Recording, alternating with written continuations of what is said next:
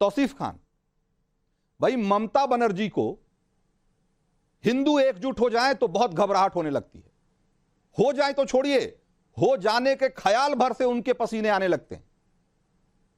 लेकिन वो चाहती हैं कि मुस्लिम एकजुट होकर के उनको वोट करते रहे। इसके लिए उनको चाहे जिस भी मस्जिद मजार जहां जाना पड़े, जो करना पड़े, कोई फर्क नहीं पड़ता। फुरफुरा शरीफ से लेकर और टीपू सुल्तान मस्जिद तक किस तरीके से ममता बनर्जी उनका समर्थन हासिल करने के लिए क्या क्या करती रही हैं, क्या किसी से छिपी हुई है बात? और कैसे ये जो मुस्लिम धार्मिक संगठन है या जो मस्जिद हैं, इन्होंने कैसे उनको समर्थन दिया, कैसे खुलेआम उनके पक्ष में वोट मांगे, क्या यह भी किसी से छिपा हुआ है?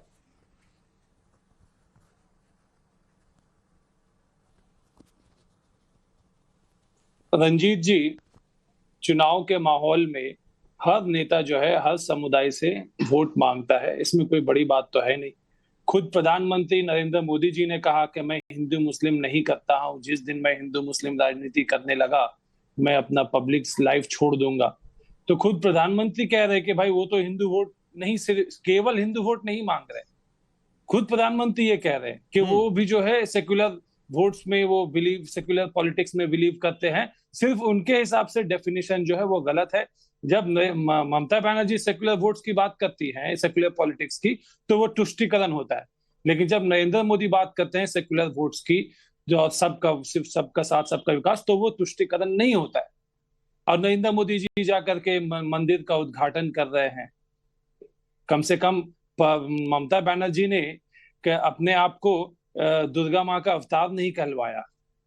और नरेंद्र मोदी जी के तो आए दिन लोग जो है कहते हैं कि फलाने भगवान के अवतार हैं, इनके अवतार हैं, उनके अवतार हैं। ऐसा होता है। ये देखिए लोगों की बात है। आप इसमें देखिए, हमें जो है इस बात पे ध्यान रखना चाहिए कि हमारा देश ऐसा है जिसमें हर समुदाय के लोग हैं, हर जबान बोलने वाले लोग हैं। अगर आपको तो एकदम ठीक कह रहे हैं, आप एकदम ठीक कह रहे हैं। और कौन किसको समर्थन देगा, इस पर किसी पर रोक क्यों होनी चाहिए? भाई अगर कोई किसी को समर्थन, किसी खास पार्टी विशेष को समर्थन दे रहा है तो इतनी बेचैनी क्यों होनी चाहिए? अगर इतनी बेचैनी नहीं है तो ममता बनर्जी ये क्यों कह रही हैं कि ये इस्कॉन, भारत सेवाश्रम संघ और रामकृष्ण मिशन आश्रम जैसे संगठन, ये सब दिल्ली से इनको आदेश मिलते हैं और उनके इशारे पर काम होता है? ये क्यों कह रही हैं? देखिए मुस्लिम मोहल्लों की बात क्यों करती हैं? ये मुस्लिम इलाकों की बात क्यों करती हैं? इस तरह के जब सवाल करेंगी, इस तरह के जब पब्लिक मंच से इस तरीके की बात करेंगी तो ये मैसेज तो जाएगा ही ना। देखिए रंजीत जी, महाराज जी ने कहा, जो खुद ममता बनर्जी ने पब्लिकली इस बात को कहा है, पब्लिक प्लेटफॉर्म में, पब्लिक मीटिंग में, कि महाराज जी ने ये धमकी दिया कि तृणमूल के बूथ एजेंट को अपनी कॉन्स्टिट्यूएंसी में वो आने नहीं देंगे।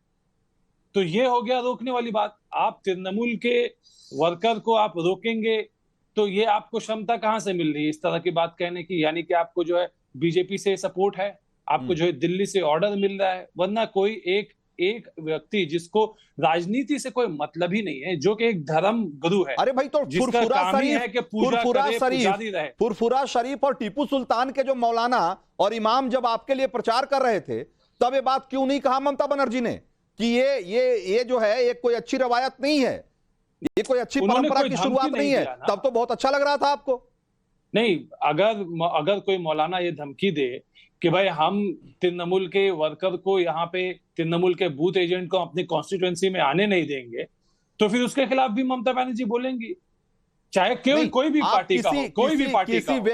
किसी व्यक्ति ने कोई गैर कानूनी काम किया हो, एक सवाल अलग है। मैं आपसे पूछ रहा हूं कि भाई रामकृष्ण मिशन, भारत सेवाश्रम संघ और इस्कॉन को लेकर ऐसी कौन सी गैर कानूनी बात है जिसको लेकर के ममता बनर्जी ने कहा कि ये ऐसा नहीं करना चाहिए? उन्होंने सिर्फ इतना ही कहा कि इनको दिल्ली से आजकल आदेश मिलता है। तो भाई दिल्ली से आदेश मिलता है, कोलकाता से आदेश मिलता है, इसका क्या, ये कौन सी गैर कानूनी बात है इसमें? नहीं, देखिए रामकृष्ण मिशन है, भारत सेवा संघ है, ये काफी पुराने ऑर्गेनाइजेशंस है और इन सारे ऑर्गेनाइजेशंस के साथ में ममता बनर्जी का बहुत अच्छे संपर्क है। हर एक ऊपर से बड़े इनके धर्मगुरु, बड़े से बड़े संगठन में के पद में बैठे हुए लोग, इसे लेकर के लोकल लोगों में हर एक जगह से ममता बनर्जी का बहुत अच्छा संपर्क है। और भारत सरकार की तरफ से बहुत हमेशा कोलैबोरेट करके ये लोग टाइम टू टाइम प्रोग्राम करते हैं। ठीक है, एक पर्टिकुलर संबंध अच्छे होंगे व्यक्तिगत स्तर पे, लेकिन अगर पब्लिक मंच से इस तरीके से आप बयान जारी करेंगे, इस तरीके की बयानबाजी करेंगे, तो उसका गलत मैसेज जाता है, इसमें कोई दो मत नहीं है। और यही मैसेजिंग करने की कोशिश की गई है। सौरभ सिकदर भाई, मैं आऊंगा आपके पास। सौरभ सिकदर भाई, ममता बनर्जी को यह तो बहुत अच्छा लगता है कि वहां के मस्जिद, वहां के जो दरगाह हैं, वहां से उनके पक्ष में अपील जारी हो, फतवे जारी हो, उनके मौलाना इनके लिए घूम घूम के वोट मांगे, तो बहुत अच्छा है। तब तो लगता है कि ये सब, इससे सेकुलर राजनीति का जो है ना, ये मतलब इससे अच्छा कोई उदाहरण नहीं हो सकता। तब तो एक कौमी एकता की मिसाल दिखती है उनको। लेकिन जब अगर कोई ये सिर्फ चर्चा भर हो जाए कि कोई मठ, कोई मंदिर का कोई पुजारी किसी पार्टी विशेष से जुड़ा हुआ है, तब भी इनकी रातों की नींद उड़ जाती है। सबसे पहले मैं ये स्पष्ट करने देना चाहता हूं कि कार्तिक महाराज ने ये जो आरोप तृणमूल उसके ऊपर उठा रहा है, इसको खंडन किया है। दूसरी बात है, मैं 1 मिनट के लिए मान भी लेता हूं कि ये कार्तिक महाराज का निजी मंतव्य था। इसके लिए आप पूरे भारत सेवाश्रम को गाली देंगे, आप रामकृष्ण मिशन को गाली देंगे, आप इस्कॉन को बोलेंगे। अरे ये लोग कौन है? ये लोग धर्म क्या है, धर्म का प्रचार करता है, ठीक है, लेकिन समाज के लिए जो करता है वो एक बार भी ममता बनर्जी जी सोचा नहीं। देश में जहां नेचुरल कैलामिटी होता है तो आर्मी पहुंचने से पहले भारत सेवाश्रम वहां पहुंच जाते हैं त्राण लेके।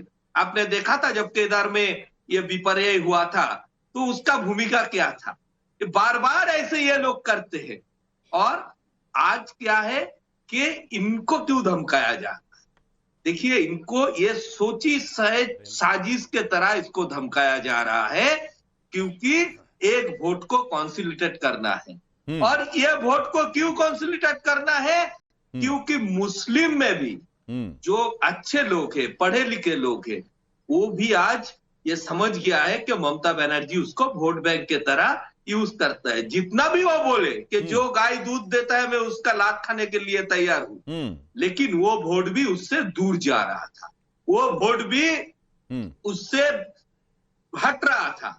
इसीलिए ममता बनर्जी उसको कॉन्सोलिडेट करने के लिए ऐसा मंतव्य कर रहा है। ठीक है, और ठीक है। जगदीश शर्मा जब 2014 में इमाम बुखारी से मिलती हैं सोनिया गांधी, तो ये कहती हैं कि भाई ये आपको सुनिश्चित करना चाहिए कि इस देश का सेकुलर वोट बटे नहीं। तो भाई जब इमाम बुखारी क्या इस देश के सेकुलर वोटों के कस्टोडियन हैं? वो उसके लिए जिम्मेदार हैं। यानी कि मुसलमान वोट जो है वो सेकुलर है, और अगर हिंदू वोट होगा तो कम्युनल हो जाएगा।